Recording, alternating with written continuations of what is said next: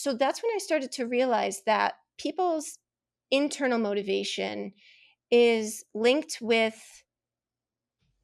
who they are, and it's in their astrological code, as you say. Mm-hmm. And so when I would have patients that were, and still sometimes I'll, take a peek and say, okay, this person's, this is what motivates this person, where's their Mars, where's their Mercury, let me Mm. appeal to their frame of mind, or let me take this approach to, this would probably be more successful. I had this patient who he had some he had some big Leo placements and some Virgo placements. And I came in doing my thing. Okay, Mr. Smith, I'm going to work with you. I'd like to evaluate you and just kind of see how your memory is. What do you mean? My memory's fine. Mm. Okay. All right. Sure. Okay. Well, hey, listen, let me just ask you a couple questions and see how it goes. I could not tell this man anything, that Leo pride and that, Mm-hmm. very particular, wanting to be in command, full command, and, everything. I realized I had to take a very different approach. Otherwise, I wasn't going to get the opportunity to help him. Welcome to the Weekly Transit. Interviews and conversations from an astrological lens. There's nothing more fascinating to me about this earth than the people who inhabit it. My mission is to create deep, vulnerable, and open conversations that invite our unique guests to share the arc of their ever-evolving journey through life, in the hope that their stories inspire and resonate with you, our listeners. I'm your host, Scott Tajarian. Welcome to the Weekly Transit. I am here with my guest, Jessica Rivera. Jessica is a light worker and soul growth practitioner who uses astrology and intuition to help the self-development of those who connect with her. Jessica is somebody who I've connected with via Instagram. She's a listener of the podcast, and we've had some nice exchanges via the messaging on Instagram, and I decided to invite her on to share her story and talk some astrology. Uh, Jessica is a Gemini Sun, an Aquarius Moon, and a Virgo Rising. That is her primal triad. And her Instagram, charmed_astro_intuition on Instagram. So thank you for being here, Jessica. Welcome to the show. Thank you for having me, Scott. Yeah, it's great to have you here. So tell me about yourself. Like, you on your Instagram page, it says West Babylon, New York. What is that? What is West Babylon, New York? Where is this? I live on Long Island. Long I've Island. been here Okay. my whole life. Uh-huh. And so West Babylon is on the south shore of Long Island. We are a little island that kind of looks like a fish off of the south of New York. And we have a north shore and a south shore, and West Babylon is where I am. And so we're on the south shore. We are 20 minutes from the beach. I grew up here, just a town over, and we get to enjoy, the beauty of South Shore living. How far are you from New York City? If we were driving into New York City, it would probably take about 45 minutes, or we could take the Okay. train. Yep. 45 minutes for the train and to Driving. Yeah, driving. 45 to an hour, depending on where we're going in the city. And how about for the train? How long does that take? Ooh, okay. Depends on how many stops we're taking. Oh, Probably, so it's probably about an hour or so. okay. Maybe some are And less. like I'm familiar with the Hamptons. That's like the place where everybody goes in the summer in New York. How far are you from the Hamptons? That's probably about 45 minutes to the better part of an hour drive, Okay. especially depending on seasonal traffic. Okay. So you're like right in the middle of Long Yeah, Island. You're kind of right in the center there. yeah, exactly. And what is life like in West Babylon? It's a small town. How many people live there? Um, we are in the suburbs, but they have been getting more and more crowded. We had a surge in housing with people moving in from the city after COVID. And so we have very high population here. It's not what I would call a small town, although we have a nice community, but it's sort of like there's so many people in the town that you walk past that you don't know who they are. You just, as a New Okay. Yorker, we're very unique in the way that we interact with our surroundings and, the people that we pass. And we're usually just very focused on, what we have to do. But if you needed our Mm, help, we would stop in a second and help you. Where New okay. Yorkers are actually nice,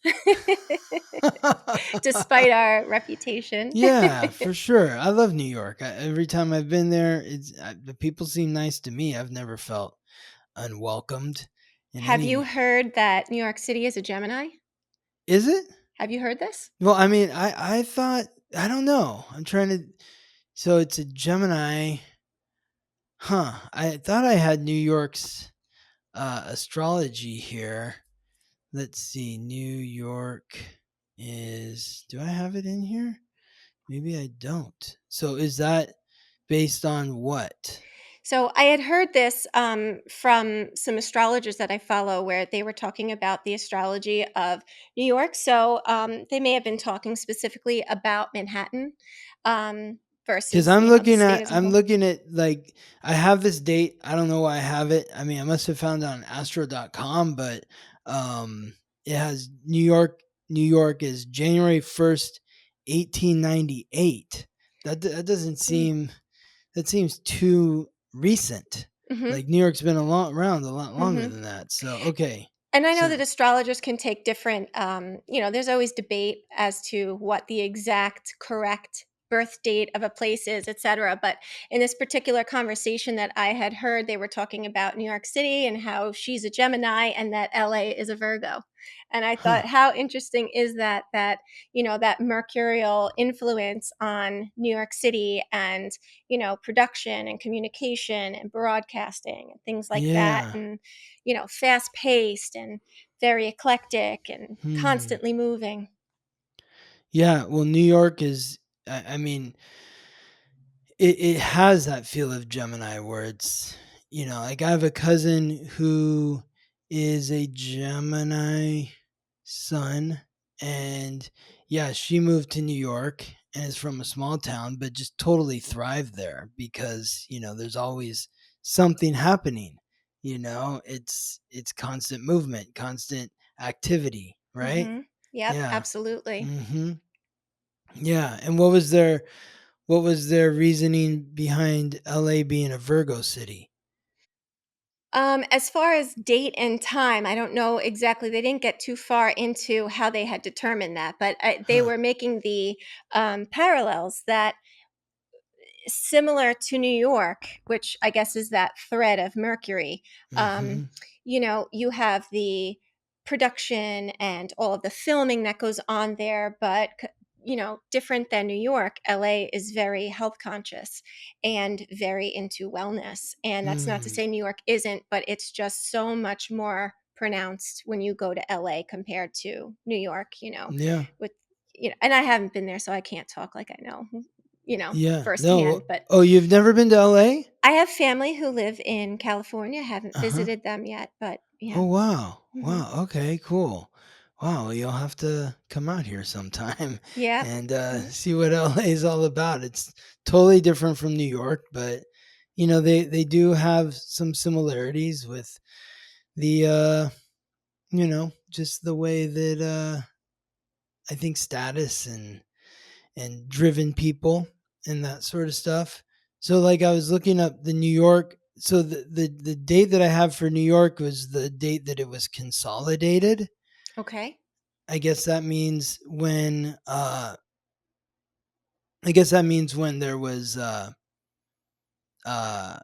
like all the boroughs coming together. I'm guessing. I'd have to look that up to be certain, but um and that has New York as a Capricorn sun, a Libra rising, and an Aries moon, which, you know, that all kind of rings true to me in terms of New York because New York is it's like a fashion place. Like New York Fashion Week is a huge thing. Mhm. That's Libra, is beauty. The Capricorn is the real estate and the drive to achieve goals and ambitions. Now it would be a third house sun, which is associated with the third sign, which I is love that. Gemini. Yeah, um, and then the moon is in Aries, which is, that's also fast paced. New York is a really fast paced city, Oh, yeah. and there's a lot of conflict and combat in the street. Like you're like, hey, New Yorkers are nice, but if you come from a small town, even New Yorkers might not think they're being aggressive or mean, but it's very intimidating to Mhm. be there if you come from a small town. Oh, yeah, you have to So have this certain energy as you're crossing the street and walking down the road, by yourself, and there's definitely this, level of energy that, I always feel it shift when I get I went to school in Queens, which is one of the boroughs, uh-huh. and like I said before, I'm from Long Island, so because I'm so sensitive to energies, I just feel the energy shift when I'm in Manhattan, and everything I feel like starts to reflect that. My pace, my gait and how I'm, moving and walking and my energy. And I just, yeah, it's definitely palpable, you know? Exactly. Yeah, Exactly. No, absolutely. Like if you hey, you don't stroll through the streets of Manhattan, It's like you need to know where you're going, and you've got to move with that pace. for sure. Walking with a purpose. Mhm. Well, in LA, according to astro.com, so it was incorporated as a city on April 4th, 1850. So it's an Aries sun and a Capricorn moon. So that flips, New York, a Capricorn sun and an Aries moon, LA, an Aries sun and a Capricorn moon. Wow, And that's so interesting. that's I mean, I see that with LA and New York. I mean, they're really kind of reflecting each other. Uh because of the ambition. Like so many people come to New York because they have big ambitions, and it's the same for LA. People come to LA because they have these huge ambitions. I love that. Yeah. Well, now So you've inspired me to go further down the rabbit hole than usual to look at all these charts of these cities and towns, which is one of the things that threw me even deeper into my passion for astrology was, okay, I know that people have their signs, but you're telling me places have their signs, companies yeah. have signs, relationships have signs. I mean, that's where I just really expanded my whole view. So tell me, how did you get into astrology? Where did that stem from for you? When I was younger, I would always flip to the back of the magazines and look at the horoscopes and, figure out what my horoscope had to say about Geminis. And there used to be fun little articles about, compatibility and, things. So it started off pretty basic, in my teens. But through college, I had found a monthly horoscope that was hyper accurate, and I thought it was fascinating, and there were essays and things like that were available there that I would just kind of be fascinated with and kind of just absorb all that information. And then um, I started to kind of get turned off by astrology because I'm like, well, I actually don't really feel like that's me. If I Hmm. read something and I'm like, well, I don't really know what to do with this. So I just kind of threw it aside. And several years ago, I really started to get back into astrology and learn more. And I started to realize that there were reasons why sometimes things, for example, I have this working theory that when you say to somebody, oh, your sun is in Scorpio, and they're like, I don't really resonate as a Scorpio at all. I feel like there's nothing like me. As a Scorpio, I just I have this working theory of why that is. And I started to realize that in all of the material, and I'm very, like I took a self study approach in the beginning with astrology. It just seemed to explain all the nuanced information that is not mainstream, that seemed to Mm. answer more questions that I had. And so you had this interest to really kind of maybe discover who you were. And so you were drawn to the back pages of the magazines and reading the horoscopes, and it was giving you some insight. But then at some point it turned and you started to realize that, sometimes it's on and then sometimes it's not on. And so you kind of gravitated away from that. But then what was the impetus to kind of draw you back in? The big three, Yeah. So what was that? Like you'd heard about the big three and you're like, oh, this is something, this is beyond the horoscope. right? What's the big three all about? Right, And so exactly. what happened when you discovered your big three? What was that like? I started to realize that it was touching on different parts of who I am that resonated very deeply. And there was just this feeling of authenticity that was very, very unique to the information that I was finding based on my moon sign and based on my rising sign. That was separate than what I had already known about a Gemini to be, Hmm. And one of the things that people always say is, oh, well, I'm a blank. So, so that means I'm this and I'm that. And, but one of the things in my practice with my clients that I always remind people is that you're so much more than just where the sun was when you were born. There's so much nuance that makes you so unique. And there's individual beauty, and those are the things that I like to explore with my clients when we have one-on-one sessions. Hmm. So what was it like for you when you realized that you were a Virgo rising and a Aquarius moon? Oh, I felt so seen. Yeah. I How felt so? so seen. What was it? Like, what did you read? I mean, I'm not saying you have to remember what you read specifically. If you don't, that's fine. But is there anything that you can kind of touch on in terms of Virgo rising or Aquarius moon that was like, oh wow, that is me. Sure. So, when I would read about the Virgo rising piece and the Virgo perfectionist tendencies, that is something that was very prominent in the earlier part of my life, and still to this day, there really is this Virgo influence. Mercury is my chart ruler, so there is a very big mercurial influence on, how I operate and think.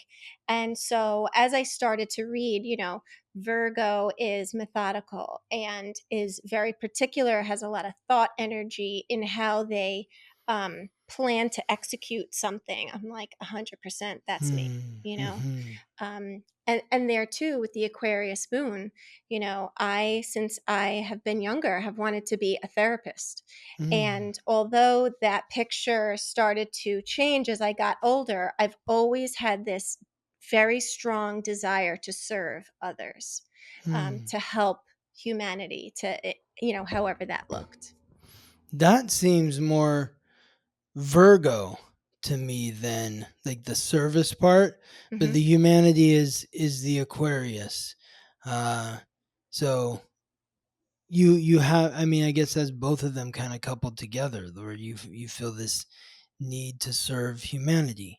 I agree with you. I really do feel like there's overlap with Virgo and Aquarius. I feel like they're both very altruistic signs. Hmm. Um, but I'll tell you a funny story. So, I am a speech pathologist. So, I work in the medical field, and our rehab team consists of physical therapists and occupational therapists, and then, speech pathologists. So, What being is that it before you go further? I just need to know because I don't.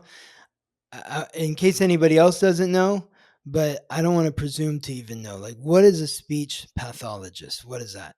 a speech pathologist is a therapist who specializes in communication and swallowing and cognitive disorders. So, what does that mean? Cognitive disorders. What is that?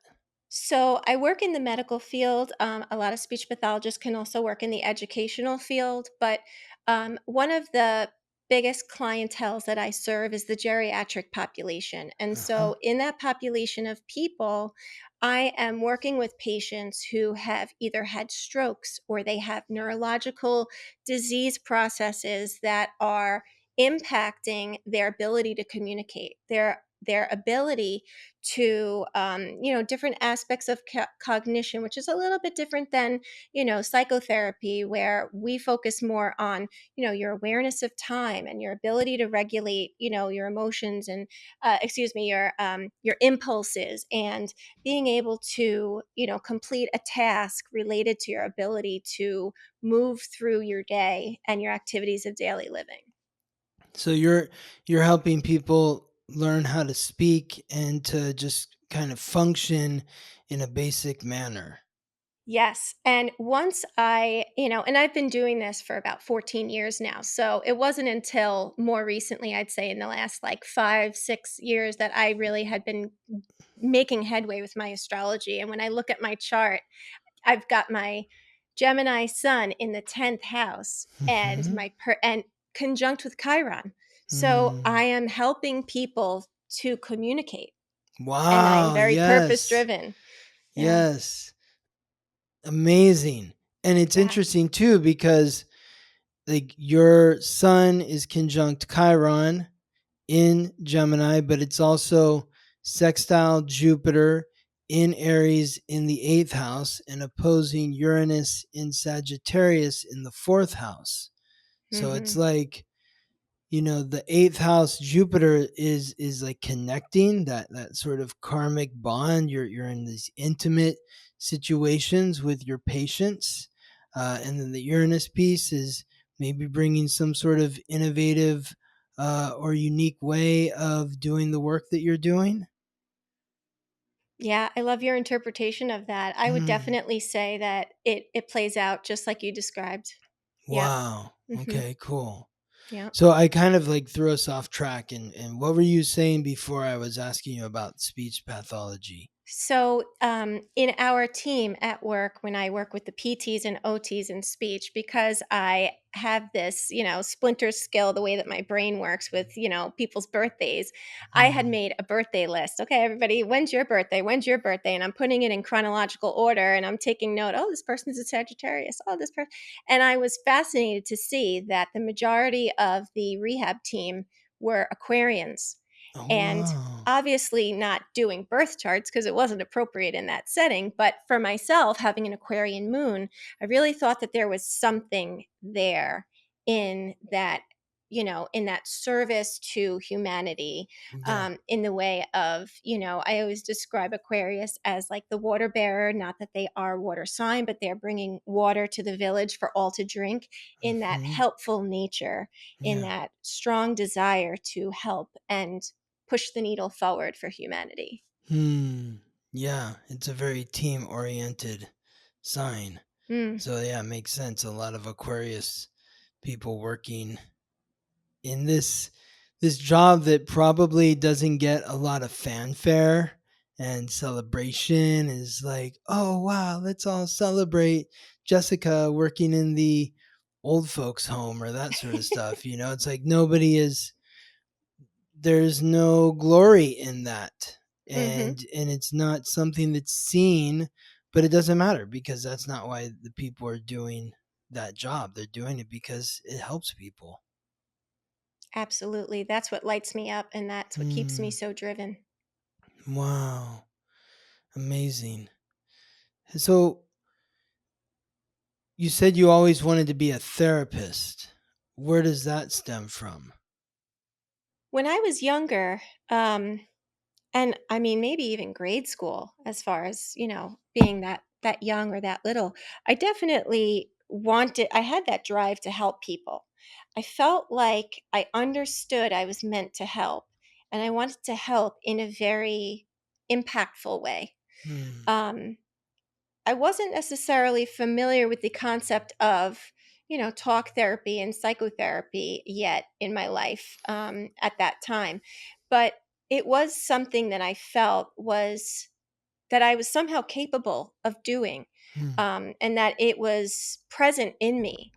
Um, And so I think that, as part of pretty much both of the things that I do, both in my speech pathology work with others and also in my work as an intuitive astrologer, I am very much in the space of holding space for Hmm. people and to um, allow the opportunity for people to open up and feel comfortable and for me to lead them through things that maybe they hadn't seen before. Hmm. Wow. You've always wanted to connect deeply with people in a sense, and help them in some way, Right. even when you were a child. Oh, yeah. Yeah. Well, this also speaks to your Mercury and Mars in Cancer, um, which makes you very kind and nurturing in the way that you act and communicate with others. It made life very difficult for me, I have to tell you. How so? um, Cancer is known for being so sensitive, Hmm. and my entire life I've been told by family and friends and partners, you are so sensitive, you're a crybaby, you are, you need to build a thick skin. And you know Mm, it was very hard because I'm such an empathic person and I'm such a sensitive person energetically besides just emotionally. So it was really hard for me to understand how to move through life in my most authentic way when I have this strong desire to help people. But I empaths can sometimes take on the emotions of others, not mhm, realizing it's not their own. So life was very confusing for me for a while until I was able to, um, I guess, get a handle on my Mercury and Mars in Cancer and be able to put boundaries in place or a space between people that maybe I cared about, but they would hurt me, and come up with, strategies to move through life where I can kind of go not unscathed, because I don't think anybody gets out of life unscathed, but mhm. without being so constantly bombarded by emotional pain. Because I feel like there was a lot of emotional pain, when I was younger and didn't really have my guard up. I didn't really know how to reconcile that. How have you learned how to do that? Well, number one, I've learned to put the phone down when I have an emotional response to somebody's text message. Mm, okay. Yeah. Yeah. Yeah, because Is that emotional reaction, that knee jerk, and I've got the perfect response for you. And I just have learned that that hasn't gotten me anywhere great usually. So hmm. I put it down. I need time to process my emotions. Okay. Were you at any point ever athletic? Yeah. Oh, yeah. I Yeah, was in sports as a child. okay, yeah. Hmm. I always wonder about that with Mars conjunct Mercury, because it's the planet of courage and the planet of coordination conjunct. And typically, when I see Mars and Mercury together, aligning with each other in some way, that usually indicates some sort of athletic ability or uh, upper level coordination. Yeah. Yeah, I was a lacrosse player for many years, and I was a cheerleader as well, for many years as well. So, yeah, I Hmm. would consider myself a fairly athletic person. Okay. Cool. Yeah. Cool. And when everyone says like you're so sensitive, you're such a crybaby. I mean, like, what is it's really frustrating for the cancer people. It's like society doesn't celebrate emotions. It's like it wants to shove them into the corner and Mhm. don't come out here. Mhm. The worst piece of advice I would get when I was younger, don't let it bother you. Hmm. Don't be upset. Okay, well, I'm pretty sure I don't know how to do that. I'm Yeah. wired the way I'm wired. I don't Yeah. know how to process those feelings. Thank God for therapy. Um, Hmm. I don't know what to do with them because I tried for many, many years to shove them to the side and just, and that wasn't great. And that's why I think I really do have this holistic view when I'm working with my clients in my intuitive work, is that it really is a larger picture of astrology, the framework of how you are energetically wired, and what challenges that things on your soul path are going to be coming up for you that need to be worked through. Hmm. And that luckily we have so many different modalities, therapeutic modalities, to help you work through those things, whether that is body work, whether that is emotional work, whether that is so many different things. People make it their life mission to help you work through these things. And so one of the biggest honors I get in my work is being able to help guide people through and help direct them where they need to go. And a lot of times they have this mindset shift or perspective shift after we've finished working. And I have lots of clients say to me, I bought that journal, or, I'm doing this work, or, I'm doing that, or I met with a therapist, etc. And, you know, it's this holistic view, the whole person, not, Hmm. that's where the magic happens. Hmm. And really just kind of appreciating yourself for who you are. That's right. Okay. And how did you transition from, just astrology being something you're interested in to using it to support other people? So I had a bit of a spiritual awakening in 2021, um, where I really started to realize that I needed more, I needed to find a community, and I needed to really look into the intuitive abilities that I've had my entire life, and how to kind of best use them, cultivate them, develop them, and use them for good. Hmm. So in doing that, I found myself amongst like-minded people who were into all sorts of energy work, whether that was in the psychic frequency or in the mediumistic frequency, working in the Akashic Records, doing cards, etc. And so astrology fits very well into that space as well. So I Hmm. started to follow people whose voices I thought were really authentically resonating with me. Hmm. Um, and I just had this insatiable hunger to learn more and more and more. Okay. And so this was in 2021, and you were Hmm. getting super into like learning more about all the different esoteric arts. And then at what point did you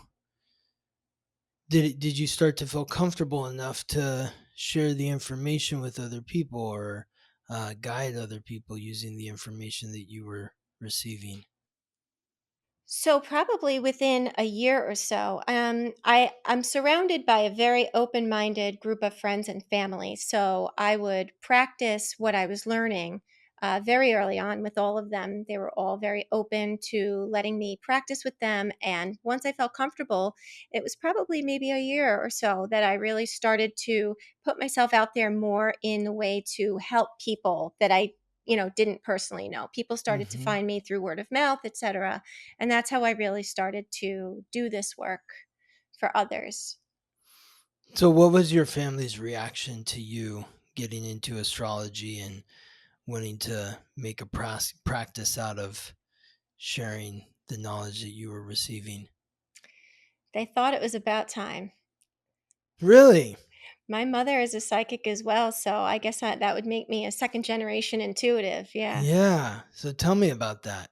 Tell me about your mom. Well, it was a very interesting upbringing for sure, because when I was about 11 or so, I started to have experiences where I would have trouble sleeping at night. I would connect with spirit, not knowing what it was. I would get messages that didn't necessarily make sense to me, but when I would share them with my parents, they'd say, "She's describing my uncle who's passed," or, So, would that you see like ghosts, or would you just feel them? Are they you hearing something? What was that experience exactly? There was a lot, it was very noisy in my head. That's the best way that I can describe it. A lot of my intuition and intuitive senses come through cognition and sentience, my Mm-hmm. feeling and my knowing. Mm-hmm. But sometimes I would, it was more of like impressions of what this person looked like. Not that I was seeing figures in the dark or seeing a living person in front of me, but I felt like there was stories going on in my head that I wasn't creating, Hmm. that were then being validated by family members that, this is actually somebody that we know. Can you remember the first time you shared some of your experiences with your family? Yeah. I had shared with my mother and father that I was feeling like there was this man with a long trench coat and, hat very much of, the 40s and, um so I would describe to The him that, 1940s and like that type of like an old Humphrey Bogart movie type of vibe. It's yeah, very period dress, and I have a terrible memory, so maybe there were other things that I shared too that were a little bit more specific, but um because I don't think that alone would have made, but my father, he had an uncle that I guess whatever I was explaining to them um really resonated, and He's he's like, like, "That's Uncle Jerry." yeah, Jess is connecting with Uncle Danny. Yes, Uncle exactly. Danny. Okay, The Uncle yeah. Danny. Yeah. Yeah. But it's interesting because my gifts were kind of coming online at the same time that my mother's were. So Oh, really? she was sensitive her entire life. At Uh-huh. some point she decided to develop them as well, and she was, serving others and working as a medium and psychic. And when she was still developing, I would tell her, I used to be able to connect to people's angels. And I don't mean that I don't anymore, but it was a very unique experience of what I could do when I was younger. And she would say to me all the time, Jess, what a gift that is. I wish I could do what you can do. And Mhm. so by the time I came in 2021 to really be developing and really having my sights set on this purpose that was kind of, I was awakening to, they were like, it's about time. Hmm. And this is something your mom has been doing since you were a child then. Yes. But Yes. she wasn't doing it when she was a child. Right. She would have experiences as a child and really her whole life where she would see auras or something would happen. She would instantly know, what just happened, even though she wasn't present for it, or she would Mhm. see things at the exact same time. And what's fascinating is that my father is the same way. And he doesn't, operate as a psychic or call him one, but he is incredibly, incredibly empathic and sensitive as well. Hmm. Wow, so it runs in the family. It runs in the family, it runs in the lineage for sure. Yeah. Do you have siblings? I do. Are they touched as well? Are they empathic or I believe that my brother is definitely very gifted in his own way. It doesn't express itself in the same way as how I would describe my gifts and my mother's gifts. But I believe that my brother channels because he does some incredible work in California and his mind doesn't work like anybody else that I know. He is absolutely brilliant and the things that he comes up with are not of this world. He is Hmm. really, it would not surprise me if he is a channeler for sure. Hmm. Channeling, wisdom and, Yeah, it's like, where did you all come this. up with this idea? Like Exactly. that. Exactly. He's like, I don't even know. It Yeah. just it just popped into my head one day. Yep. Yeah. Yep, and he Okay. has a very devoted practice where every morning he gets up and he, does some, free writing and drawing and sketching. And I think that just when he's in that space of, I call it no mind, is The when flow things state. probably start. Yes, that flow Yeah. state, I think, is Yeah. where he really starts to get lots of inspiration Yeah. The zone. They say in sports where they're in the zone, you're not even thinking and just yeah. Hmm. in the zone. That's a fun place to be. Yeah. And so that's your brother. And then do you have any other siblings? Nope. It's just the two of you. Okay. Yep. He's your younger brother? Yeah. Okay. Yeah, we're very close in age, but he's a year younger than me. Oh, 1 year younger? Mhm. Okay, cool. And what's fascinating is that he and I both have the same exact rising and moon sign. And Wow. he's Virgo, where I'm Gemini, so we have Huh? that double Mercury influence, in our triad, as you call it. Is he a 12th house or first house sun? That's a great question. I have all my family. You know how some people have speed dial? I have all of my family members' charts, Yeah. one click away. Uh-huh. Yeah. I don't have that part Okay, down for no you, worries. but Yeah, no worries. It's yeah, okay. Yeah. yeah. I just wonder, it's like it makes me think that he's a 12th house sun just because, that's the unconscious, so strong connection to that spirit realm. Yeah. That sounds right. Hmm. That sounds right. Yeah. Hmm. Yeah. I wonder. I So, had yeah, go oh, ahead. sorry. What were we going to say? Yeah, I talk had to a me. thought that I wanted to share with you, and Yeah, I'm curious if please. you've seen this in your work as well. Yeah. So, in family systems, I always find how interesting it is that certain archetypes and signs and things like that are kind of reflected Oh, throughout yeah. the members. Exactly. It's a family trait. It's like you and your brother are both Virgo Rising and Aquarius Moon. I like. Do you know your parents' big three? What are they? Yeah, so my mother is a Sagittarius sun. Uh huh. She is a Capricorn, a 29-degree Capricorn rising, and a Cancer moon. Okay. My And father is a Pisces sun. He is a Leo. I want to say he's a Leo rising or Leo moon. I forget about that. But okay. but what's interesting is that my children are also Sagittarius and Pisces, just like my mother and father. Oh wow, you gave So, birth to your parents. right, Yeah, right. totally. I see Yeah. that all the time. Do you really? Oh yeah, like I see like Gabriella, my partner, her grandmother and grandfather are a her mom's parents are a her grandfather was a Cancer sun and her grandmother is a Libra sun, and Gabriella's mom gave birth to Gabriella, who's a Libra sun, just like her grandma, and gave birth to a son who's a Cancer, just like her dad. So it's like it's same, like, and her mom was like, "Oh my god, I gave birth to my parents." So yeah, It's fascinating. yeah, I love that so totally. much. I feel like it's so linked to your soul work here and those themes. Mm-hmm. Yeah, definitely. Interesting. So, yeah, well, and it makes sense too if your mom's a Sagittarius. I mean, that's connecting to the higher power, the God channeling through the spirit, having that kind of psychic intuition. And, even though you're not a Capricorn in the triad, your your sun is in the 10th house, which is associated with the 10th sign, which is Capricorn, which reflects your mom's ascendant, you said. Mhm. And then your dad, you think, is a Leo moon or a Leo rising. And Yes. that would reflect your 5th house moon, Mhm. which is Leo, 5th sign. I have Leo in my 12th house.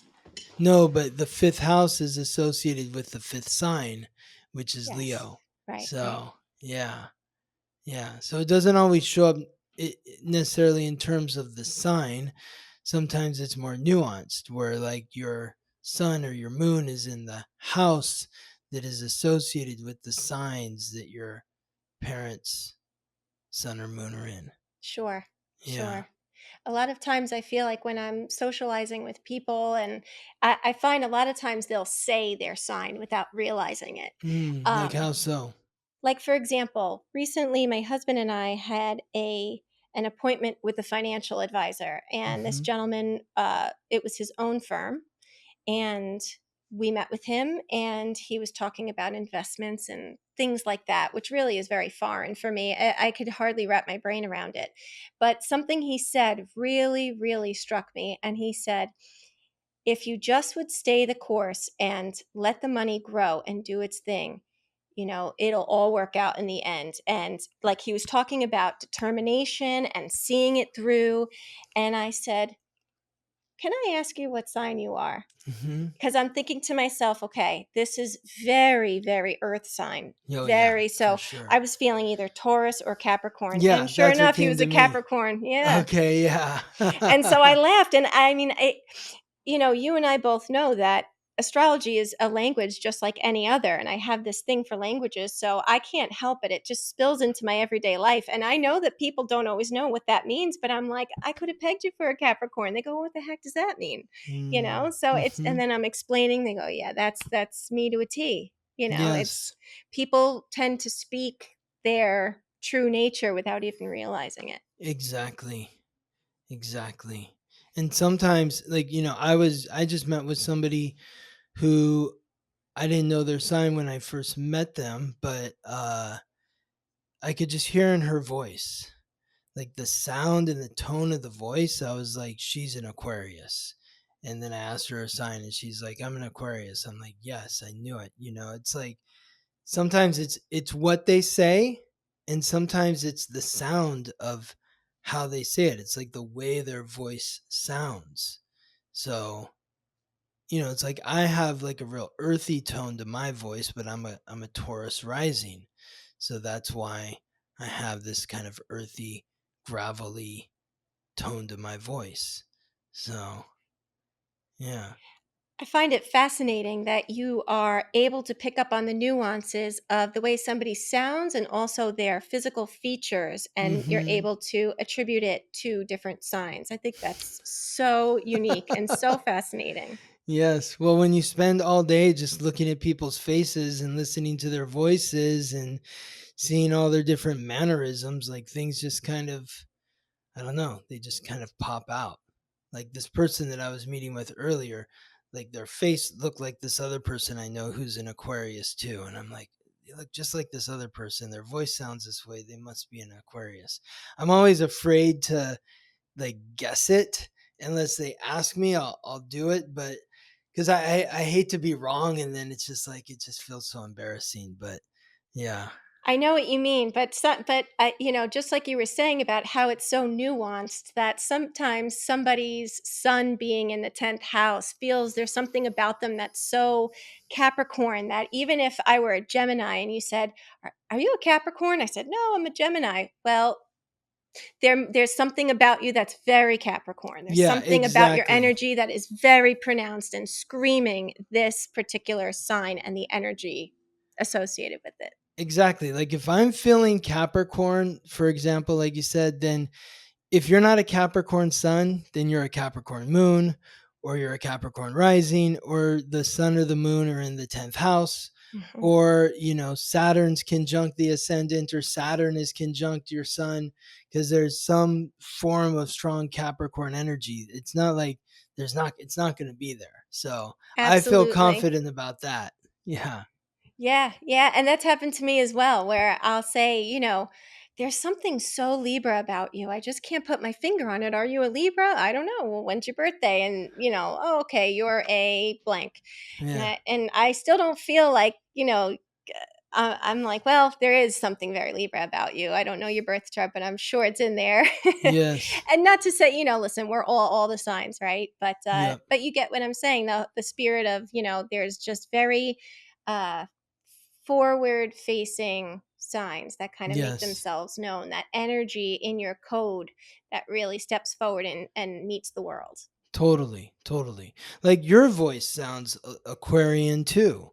There's a tone to the Aquarian voice that's just very clear. It's easy for me to pick out. And of course, you're an Aquarius moon. So, Aquarius is not that earthy tone. It's just very like, it's almost kind of sharp, but very clear. Um, and yeah. So I was going to ask you, what are your kids' primal triad? So here again, having family systems and certain things reflected, I Yeah. mentioned to you, me and my brother have the same rising and moon sign. Both of my Yep. children have the same rising sign. So my oldest son is a Sagittarius sun, Mm-hmm. Aries Rising, Okay. Libra Moon. Libra moon. And then my youngest son is a Pisces sun with an Aries Rising and an Aquarius Moon. Okay. Wow. So they're both Aries rising, and the Sagittarius is reflecting your mom, and the Pisces is reflecting your dad, and then the younger son's moon is reflecting you. And my husband as well, because Yeah. my husband What's your husband? my husband is a Virgo rising with a Gemini sun and an Aquarius moon. Wait, what? The Yep. exact same primal triad as you? The exact same, Scott. I met him, I don't know, 15 years ago, something Yeah. like that. So when I found it, I'm like, I am not a math person, but the statistics of this happening are really, and I mean, what does that say about my soul and my journey here? You Yeah. know, about, I mean, clearly I've yearned to be seen and heard, and I unknowingly married somebody who just totally gets it and sees and Yes. understands me. And I mean, he's probably the only person who told me my entire life that I wasn't too sensitive. Well, the odds of you, I mean, I don't know exactly what the odds would be, in terms of how many people in the world and how many different, but here's the thing, there's 1728 different combinations of a primal triad. So to meet somebody who has the exact same primal triad as you is like, wow, at the very least it's 1 in 1728, because that's how many different primal triads there are. So I see it often in terms of like couples that have the same rising sign, but anytime you see the exact same primal triad, it's like, wow. So go ahead. What were you going to say? I was about to go on a tangent, Scott. I'm sorry. Oh, I have a yeah, lot of go for air it. and Go for it. Go for circulating. it. Go on Um, the tangent. I feel like there's definitely this pattern recognition that I have. My brain's very unique because people could probably just tell me their birthday once and I'll always remember it, or at the very least I'll just know that their birthday falls during Leo season, and once Leo season comes I'll wish them a happy birthday and they get a kick out of that. But so the way that my mind works, I very early on, even before I really started delving deep, I thought it was fascinating that on my husband's side of the family, all of him and his siblings had been dating the same sign. In other words, so Hmm. he has a brother who's a Scorpio partnered with a Scorpio. He has Hmm. a Virgo sister who was with a Virgo partner. He and I both Geminis, and so I thought there was something so fascinating about that, which is why I was just itching to share Yeah. this with you, because I know this has got to be something that you see all the time. Hmm. How things are just echoed back and reflected back. Yeah, absolutely. I mean, that's why I'm always telling people that the next time the planets and stars will be aligned in the way that they were aligned when you were born is over 25,000 years from the date, time, and place of your birth. So you are a divine, unique miracle, but you are also born under the same planets and stars as everyone else, which means that everyone that you come into contact with in some way, shape, or form is reflecting you, and you are reflecting them. And so it's no wonder that you found somebody who is reflecting your exact primal triad, who has a brother who's a Scorpio, who's with somebody who's a Scorpio, and a sister who's a Virgo, who's with someone who's a Virgo. It's like there's just something about them where they're connecting to people that are similar to them. I think of it as like you must really love yourself. And that's a good thing, It's a great because thing. yeah, If exactly. only everybody You loved know? themselves, we would have no problems in this world, right? Exactly. Exactly. I had this funny story. Uh, I was about a little over a year ago where my sister's younger than me, and I ran into this guy who is younger than both of us, but went to high school with my sister. I didn't go to high school with him. I went to high school with his older brother and sister. But he told me how he had like a huge crush on my sister when they were in high school. And I met his wife. And my sister's a Leo, and his wife is also a Leo, like born 3 years after my sister, almost to the same. I think their birthdays were like 1 or 2 days apart. But uh, 3 years apart and like 3 years and 2 days apart. I think their birthdays were. And I was like, wow, you married my sister 2.0, And then I did her chart, and she was born with the sun in the same house as my sister. So it's like that's when it got even freakier. And then to get even freakier after that, I was at an event where and also she had said like, oh, I just met your sister like 2 weeks ago, like she's amazing, she's so cool. And then I found out that they had like similar birthdays. And then I told my sister, and she's like, oh yeah, she was really great. It's like, yeah, you basically just They love loved each yourself. other. Exactly. And so they loved each other because they love themselves. And I And love that then for Leos because Leos are such loving people, and I feel like they just like love people in general. yes.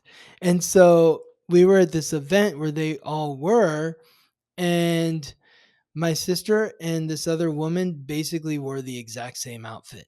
Like they didn't communicate with each other about what they were wearing, but they were both wearing a different variation of the exact same. It was the same color, and it was the same color, and it had gold in it, and gold is the color of Leo.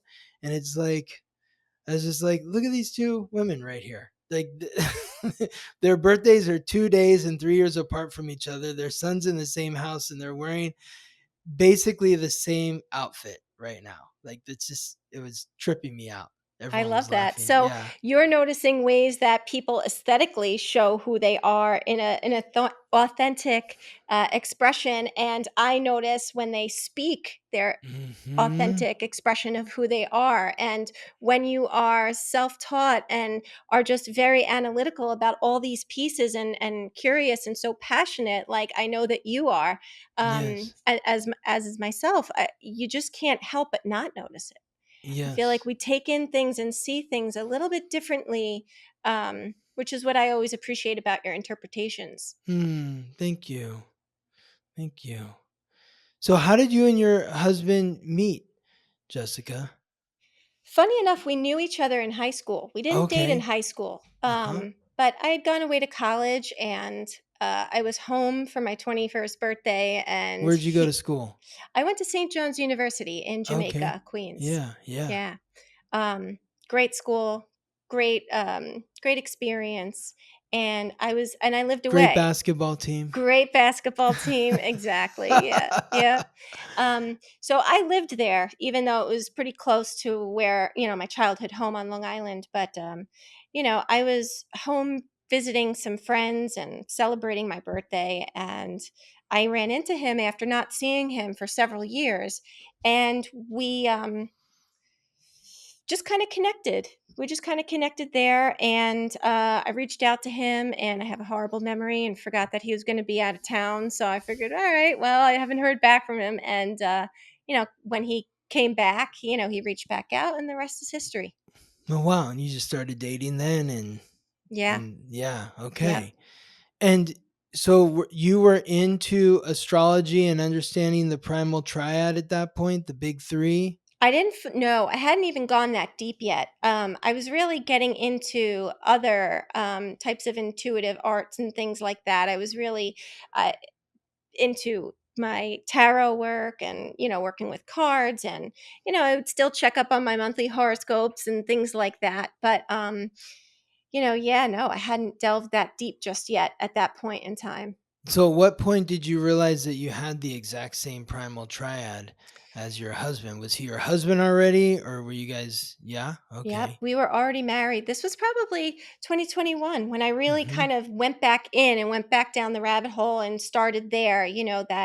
That big three really kind of blew my mind open, and I really started to want to know, well, what's your big three and what's your big three? And so I started with my family first, and when I did his, I'm like, wait, was I not paying attention when I put in did I not get out of the browser and get back in? Because I'm like, no, I just did mine, and I'm the Virgo rising. I must, and I went back, and I'm like, no, that it looks different. He's got, totally different shapes inside of the, different angles of his Uh-huh. transits and things like that. But yeah, that's when I realized, and I was like, oh my God, this is crazy. Yeah. And were you born the same year? We were not. Okay. No, no, we're Different three years. years apart. Okay. Okay. Yeah. Yeah. And then how far are your birthdays apart from each other? We're about 3 weeks. So he's the first day. He's a 0 degree Gemini. Okay. Yep. And is he 10th house like you, or is he in the yeah? He is. He's Oh 10th house wow. as well. And his moon in Aquarius is in the 5th house also? Sixth. 6th house. Yes. Okay. Sorry. I actually have, yeah, my moon is in the sixth house. Oh, well, maybe according to whole sign, but according to Placidus it's in the 5th house. Okay. Yeah. Yeah. I know So sometimes depending on the ephemeris that you're using, it can kind of have a little bit of variation. well, Um, if you're looking at whole sign, which is where all the houses begin at 0 degree mhm. in the of each sign, then your 6th house would be at 0 degrees in Aquarius, which would put your moon in the 6th house. Mm, But yes. with Placidus, you're looking, you're like Scorpio and Taurus aren't. There's no houses in Scorpio or in Taurus in your chart. They're intercepted. Mm, So, like if you're looking at whole sign, then your 10th house uh is in Taurus. Uh is that right? No. It would be my 10th house is in Gemini. Gemini. Yeah, your 11th house would be in Taurus. And your 8th house, no, your 11th house, your ninth house would be in Taurus, Hmm. and your 8th house would be in Aries, and That's your right. 7th house would be in Pisces. So yeah, but in Placidus, your ninth house is in Aries, and your 8th house and 7th houses are in Pisces, and your first and second houses are both in Virgo. I'm just So over here quietly having an existential crisis. yeah, yeah, it's different. It's different when you're let Yeah, it me depends on the system. I yeah, totally get it. Yeah. yeah, Yeah. exactly. Yeah. So Yeah, no, you're right. Yeah, my moon is in the 5th house, but Aquarius begins before my 6th house. So my husband has the moon in his 6th house. yeah, Hmm. okay. Well, can you see this right here how Yes. it's yeah.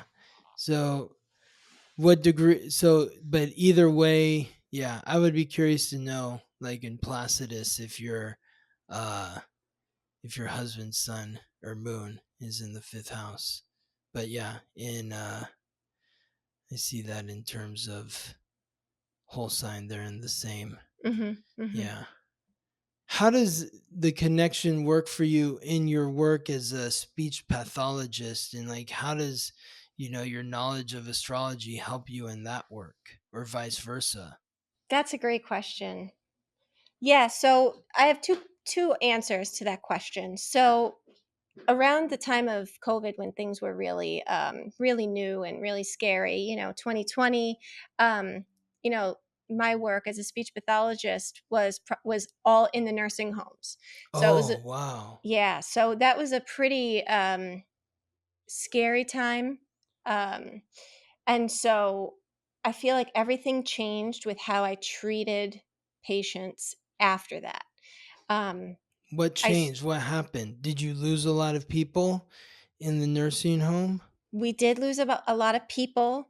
I feel like my view of how a person's emotions and their own personal characteristics would sort of impact how much they participated in the therapy.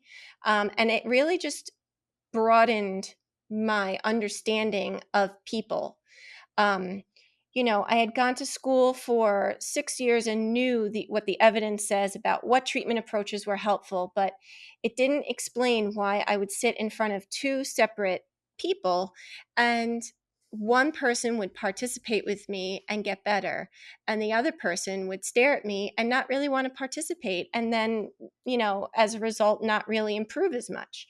Hmm. Um, so that's when I started to realize that people's internal motivation is linked with who they are, that and it's in their astrological code, as you say. Mm-hmm. And so when I would have patients that were, and still sometimes I'll, take a peek and say, okay, this person's, this is what motivates this person, where's their Mars, where's their Mercury, let me Mm. appeal to their frame of mind, or let me take this approach to, this would probably be more successful. I had this patient who he had some he had some big Leo placements and some Virgo placements.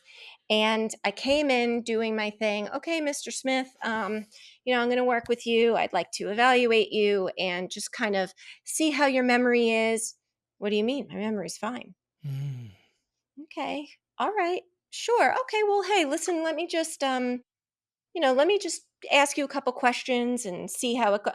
I could not tell this man anything, that Leo Mm. pride and that, Mm-hmm. very particular, wanting to be in command, full command and, everything. Um, I realized I had to take a very different approach. Otherwise, I wasn't going to get the opportunity to help him. So, driven by that desire to help, I'm using that mutable ability that I have to better serve my patients. So How did yeah. you do that with him? I took a more passive role. I would guide a little bit less obviously. I would let him lead conversationally. I would, pop in different therapeutic components, informally where I could.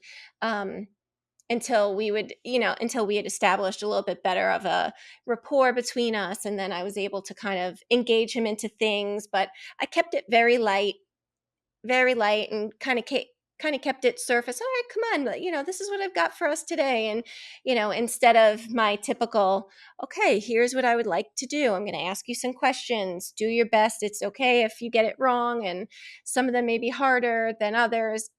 Pride on this gentleman, I just had to really take a different approach, like I Yeah, said. you kind of like stroked his ego.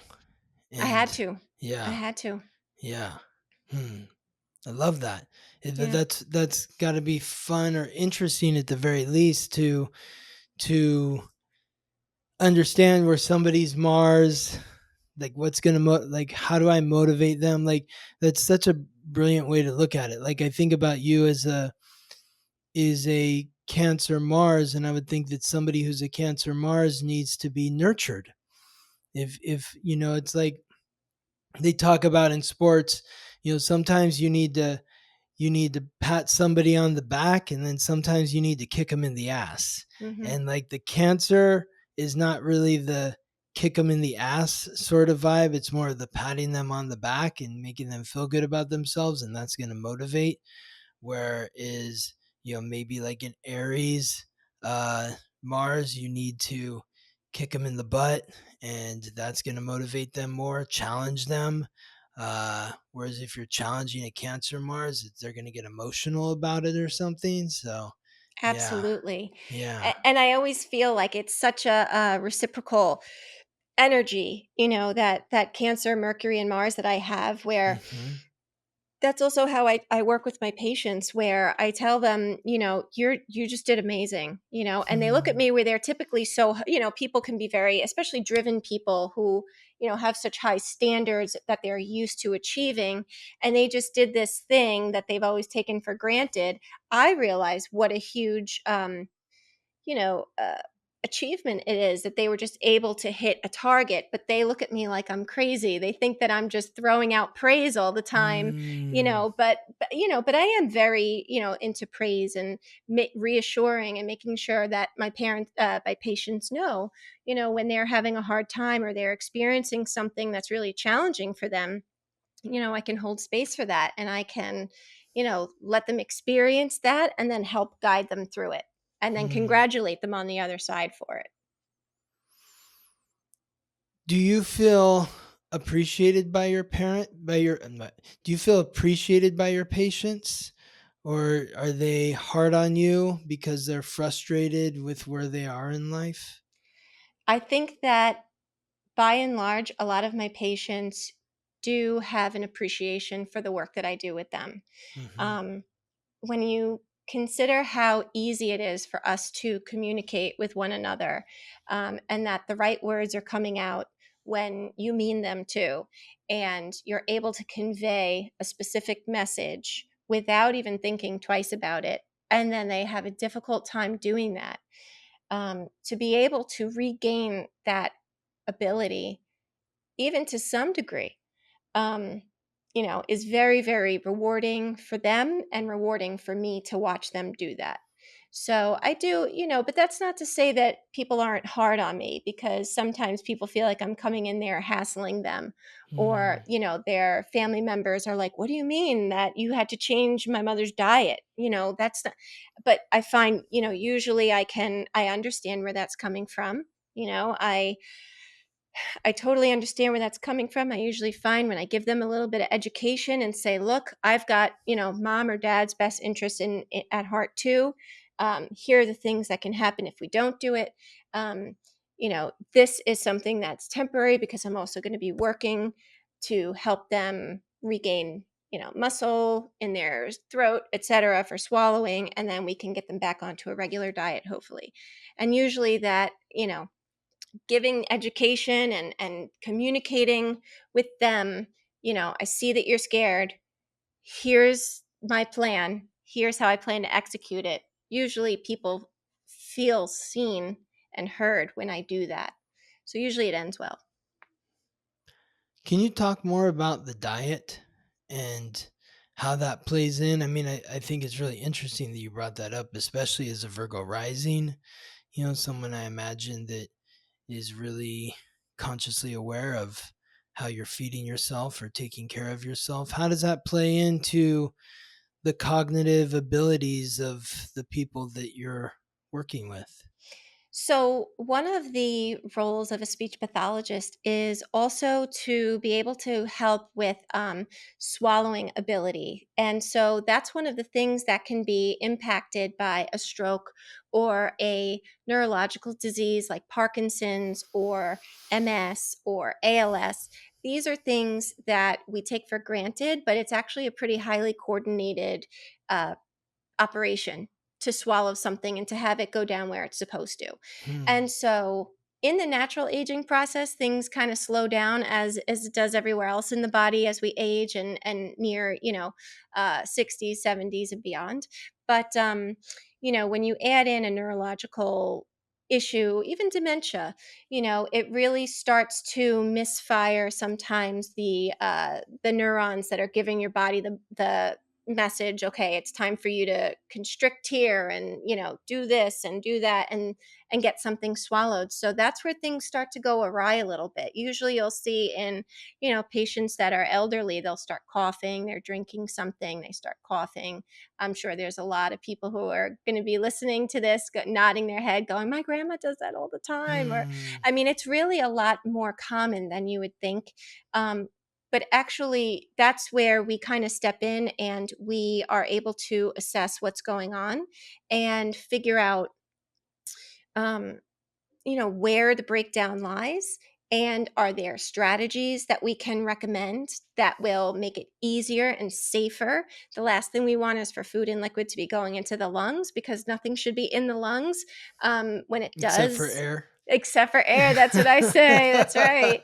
And so, when it does, all kinds of funky things happen that are not great. So we prevent that at all costs. So sometimes that means that we have to, the doctor usually defers to us as specialists for our recommendations on what we think is best for this patient. Sometimes it's not regular food and regular liquids. Sometimes we have to have the food all cut up into small pieces. Sometimes we have to add a thickener to the liquids that makes it move slower in the mouth. It gives their body enough time to swallow safely so Hmm. that they don't aspirate it into their lungs. And Hmm. you know sometimes that's just temporary. There's usually no way to really say this is going to be forever, this is going to be temporary. But with a solid plan and depending on so many factors, yeah, that's usually what goes into, clinical decision making for us. So I'm making these decisions, and I give my report to the doctor, and the doctor says, okay, the specialist is recommending that we put mom on thickened liquids, and that's what we're doing. So now the patient's on thickened liquids. Hmm. Okay. So again, this is like kind of with your Aquarius moon. It's a collaborative effort. You're working with the patient, you're working with the doctor, you're working with the food specialist or nutritionist, That's right. and then probably the family members of the patient to coordinate everything. Is Yes. that how it works? Yeah, it's a real Yes. team effort. Exactly. Yep. And in the medical setting, it's called an interdisciplinary team. That is Hmm. exactly what you just described, is exactly what we live. Hmm. That's collaborating is definitely my strong suit. So I really thrive there. Hmm. And I really think about this work that you're doing, and it feels very much in line with your North Node in Aries in the eighth house, because you are getting very intimate and vulnerable with these patients. And I think it takes a lot of courage to go to these spaces, these places, to be in a nursing home facility. And you're seeing these people in a very vulnerable, intimate situation that's not really easy for anyone to be a part of. So it takes a lot of courage for you to be there. For some reason, it just feels easy to me. And that's why I always Hmm. say, know thyself. There's lots of people who just feel perfectly suited working with different challenging populations, or just different populations in general. And the better you know what you are cut out for, the better you can serve. Hmm. And you've always had a clear sort of understanding that you wanted to help people in this manner. Absolutely. Yeah. I didn't know what it would look like. I thought I'd be a talk therapist, but it turned out I became Hmm. a speech pathologist. So Well, and how does this, like, at what point did you decide, I'm not going to be a talk therapist and I want to be a speech pathologist instead? What was that? Do you remember what that pivot point was for you? in my younger years, I was definitely more connected to the Cancerian parts of my chart. I definitely was trying to figure that out, and I couldn't control it at all. Um, you know, Being so empathic, it didn't take much to overwhelm me, to upset me. And I thought to myself, how can I listen to the horrible things that, these people are going through and be able to help them? Hmm. I felt like hurt by it myself just listening, when I was younger, and realized, yeah, I don't think I'm cut out for that type of work. But Hmm. when I was in high school, my mother worked on the stroke unit at a local hospital. Hmm. So um, she was able to get me an opportunity to shadow some of the speech pathologists that were there. And I was immediately fascinated by what I saw. They walked Hmm. into the patient's room. The patient who, maybe sometimes had an entire half of their body not working, would, they would ask them some questions. Most of the time, the patient was unable to respond either at all or appropriately, or they couldn't respond in a way that you could actually understand what they were saying. um, they would give them something to eat and drink, and they would know at the end, they would walk out and they would know the diagnosis, they would know what diet to put them on, they would know how to create a plan to help this person. And I said to myself, what is this sorcery? That is fascinating. I need to know more about that. Yeah. And you, so you, how did you get connected in there? This was in high school? You were visiting on like a field trip or something? My mother worked there. So Okay. she had a working relationship with the speech pathologist that would come onto her unit all the time, because they Mm. would have the same patients. And she was So working in a nursing home, your mom she was? was working in a hospital. A hospital. She was Okay. working in a hospital. So this is where they were right after they had been seen in the That, emergency room and admitted. And, yeah. barely any therapy or anything really has happened yet. They're still in the most acute phase of whatever just happened to them. And is that what you studied at St. John's? Yeah. Was speech pathology? Yes. Okay, wow. Yes. And so, how does your work as a speech pathologist help and translate into your work as an astrologer and somebody that's helping people in that respect? I think first and foremost in my work as a speech pathologist, I've come to understand and respect the autonomy and the sovereignty of the person that is sitting across from me. Um, and I've come to understand that, just because I think I have an answer for them or I have a great idea that's going to help them doesn't mean that that's what's going to help them. Mm. It's a process. It's a process and it's unique to that person and it's going to look different. And as a Gemini, I really don't think I would have it any other way because I get bored very easily.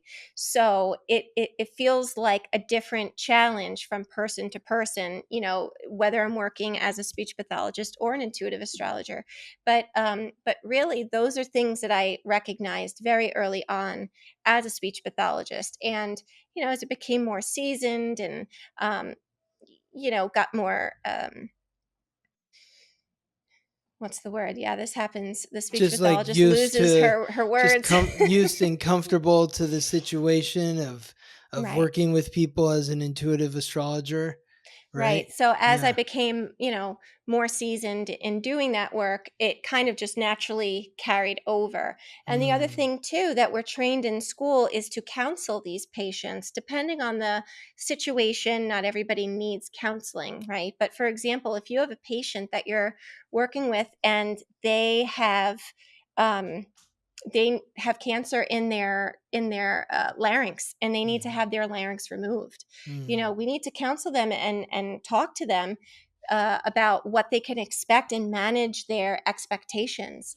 And so that is like the core of humanity, being able to deliver messages that are not always pleasant to somebody in a compassionate way and still be able to hold space for them. That's what I really bring into my work as an intuitive astrologer when I'm doing, different intuitive services or I'm doing a birth chart, and we're looking at somebody's Saturn placement or their North Node. And I talk about how it feels like a stretch to be able to, move into this energy of where your soul is meant to go. That is really painful.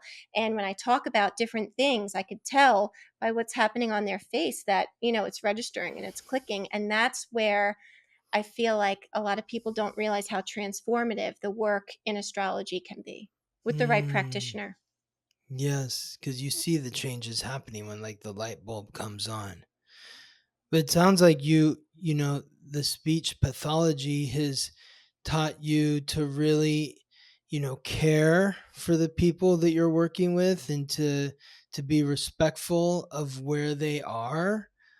You're not trying to push or force somebody into a certain situation, and that's how you're taking that same sort of um, energy or resonant frequency to the people that you're working with through the intuitive astrology.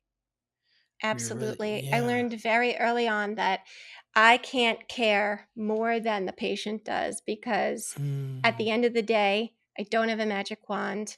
And if that patient that I'm working with just doesn't want to do the work that's involved, then it doesn't matter how hard I try. I may as well reserve my energy and coach them through. And if they're not willing to take it, that's okay. But I have to learn my limits because early on, I really struggled to get that. And I take that into my work as well.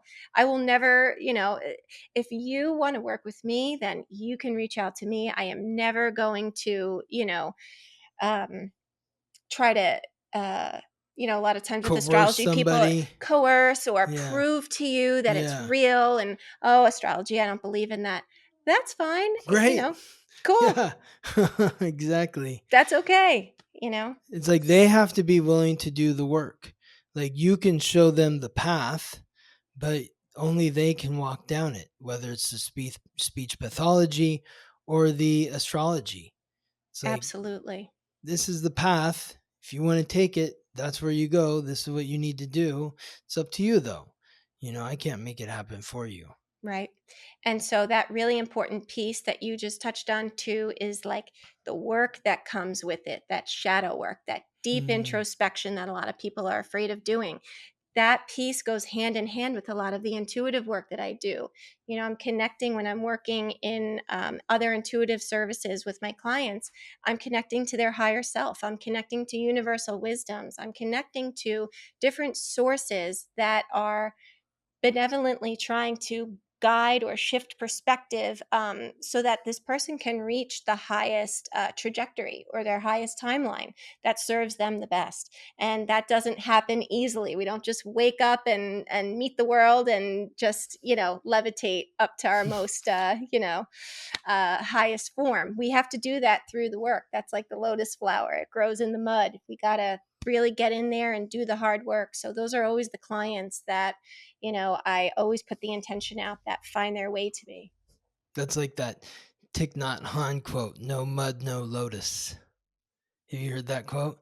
So, can you tell me more about that though? Like just the intuitive connecting to the higher self and the spirit guides and angels and everything that you were just talking about there. Like, is like before you work with a client, are you calling out to your spirit guides and angels and asking them to connect to the spirit guides and angels of the person that you're working with? Or is there any sort of ritual practice that you go about in? Yeah, so that's actually exactly what I do. I did that today, Scott. Oh, with mine? With With my yours and all of your listeners, that those people who are Oh, meant to hear this, that this is going to find them. Absolutely. oh, Um, amazing. there are no coincidences. And Mhm. so I had really wanted to, for example, reach out to you. And I just felt like this awesome conversation we're having now was just meant to Mm. happen. And just in our different discussions, you reached out to me and I said, you know what, this is absolutely meant to be. So there's Hmm. never, never, never any coincidences. I And agree. in the work that I do, there's lots of different things that I do besides the intuitive astrology, although that is one of my favorite things to do. Hmm. I do card readings where it's all different layers of energy work. And so I believe, and science supports this too, energy doesn't just cease to exist, it transforms and continues on. So, when it comes to connecting with past loved ones and our guardians and the benevolent beings that surround us and support us energetically that we can't see or maybe that we don't even realize, they're there whether we realize it or not. It's kind of like when people are like, oh, I don't believe in astrology. Okay, you don't have to, but it's still a thing and it's still there. uh, Exactly. that's kind of the same is true with this energy work that I do as far as tapping into different layers of the energy. And so depending on what is going on with the person, I collaborate with the person as well. Tell me what's going on. I'm going to tell you how best to help you. Hmm. Um, I do work in the Akashic Records. The Akashic Records Mm. is, I think that you're somewhat familiar, Yeah, right? tell us what that is though. Um, Yeah, yeah, I'm familiar, but for anyone who's not familiar. sure. So essentially, it is, a an energetic place where there is a history of everything that ever has been, is now, and will be. That can be from lifetime to lifetime that we've had. That can be for different trajectories that your life can take. That could be a business that you have opened. The weekly transit has a little book in the Akashic Records, Scott, Oh, and oh, cool.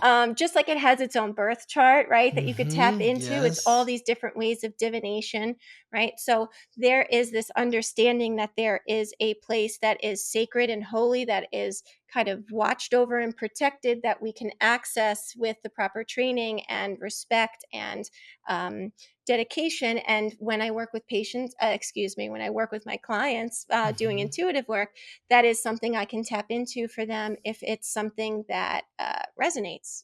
For example, there are people I work with that, relationships, what's going on with my relationship with this person. And rather than me being a fortune teller and saying, I think you'll get back together with this Mm-hmm. person, the work that I do instead is there's a history with this soul that, maybe there's a connection between this soul that you have agreed upon is going to help you learn X, or that, something of the like,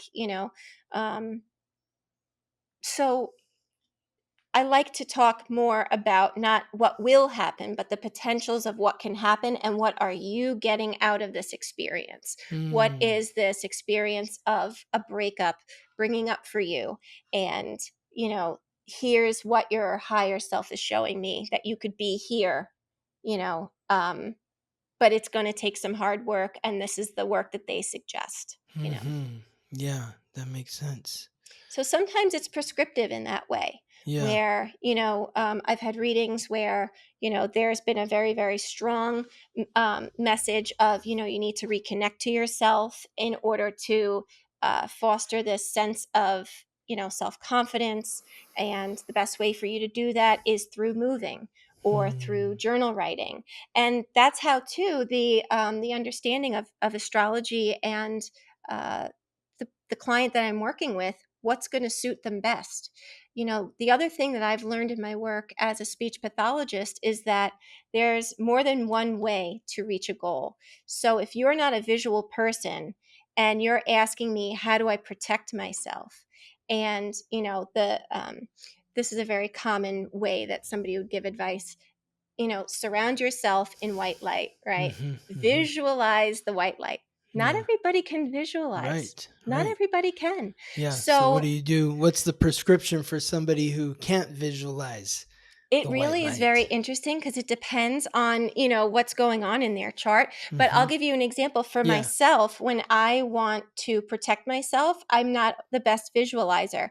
I imagine a spinning vortex of air around me, Mm, like a mm, tornado mm-hmm. spinning. Nothing can stick to it, and it protects me and it keeps me safe inside, and nothing can penetrate in. So Wow. there's lots of different methods, and it's all based in your intention. Um, Mm, but that's where that vulnerability and that intimacy in the client practitioner space is very sacred, because, the better I get to know you, the better I can help you and mm. help lead you and guide you to where you want to be. Beautiful. Beautiful. I love that. This is Thank you. so fun. I really love that it's like this is so in tune with not only your 10th house Gemini sun, but like your midheaven in Gemini. It's like you wear all these different hats, like you're the speech pathologist, but also an intuitive astrologer. But even within the realm of intuitive astrologer, you're doing Akashic Records, or other sort of intuitive work. You have all these or the tarot cards. You have all these different sort of methods within uh these different areas of focus, Exactly. but it's all guided towards helping others and being of service to others and supporting others on their journey. That's right. Just tools Yeah. in the toolbox. Yeah. So beautiful, Jessica. Thank you, Scott. Thank you for sharing all of this with me and the audience. Was there anything else you wanted to share? Any like words of wisdom to impart to the audience before we as we close? I think just that astrology is such a transformative tool if you allow it to transform you. Oh And wow. one of the things that I've always loved about your podcast is that you really give a beautiful interpretation of how to work with the energies that are present and potent in the sky. And if you're going through something difficult, really just lean in and, you know, go with what feels right. Hmm. I love that. Astrology has the ability to transform you if you are. Say that again. You word it was so Gemini of you. I'm trying to I copy it, can't but recreate it either. Is that also Gemini? Um, we've got it astrology on has good. astrology has the power to transform you if you let it. Yeah, if you're willing to let it transform you. Well, it's in there. It's the way you said it, I was like, oh wow, bang, I need to hold on to that. And then went in and went out. But it was a brilliant phrase.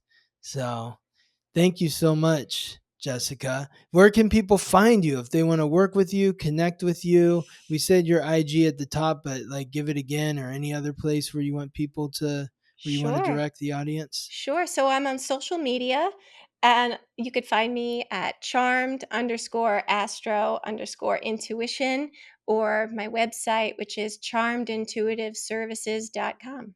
Wow, amazing. Amazing. Well, thank you, Jessica, for your time, for sharing your energy with us, and for being a bright, shining light that is supporting those who are connecting with you. It's an honor to have you here. Scott, thank you so much for this opportunity. It's been a beautiful time, and I can't thank you enough. You're welcome. Thank you for listening to the Weekly Transit, interviews and conversations from an astrological lens. This episode was produced by me, Scott Tajarian. Music written by Ben Leinbach from Listen Deep by Amber Herzog Lyman. If you're interested in being a guest on the Weekly Transit, you can email me at scott@theweeklytransit.com. Wishing you all the best as you ride the planetary waves.